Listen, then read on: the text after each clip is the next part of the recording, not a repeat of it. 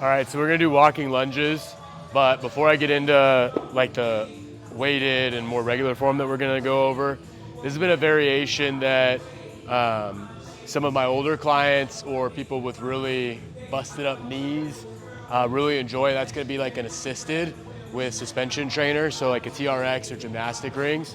But you're gonna be right here. Arms can be bent or perfectly straight. I kind of like a little bit of a bend, so that way you're able to engage your upper body a little bit. And all you do, I've got a knee pad back here just for comfort.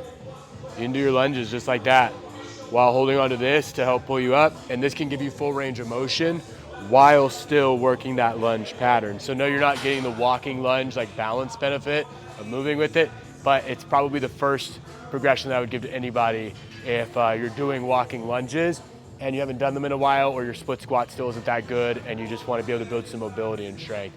The next variations will be more the traditional style. So here's the traditional walking lunge.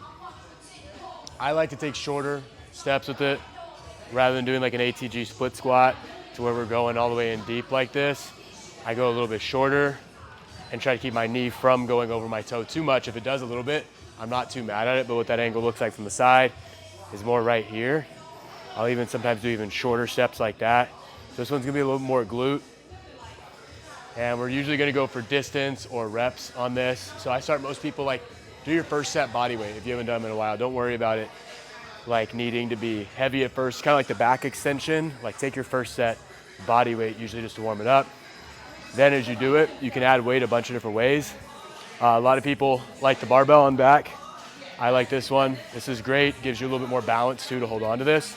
If you have a shoulder injury, you can always hold it like this in the Zercher grip, and that's a little bit easier for people's shoulders.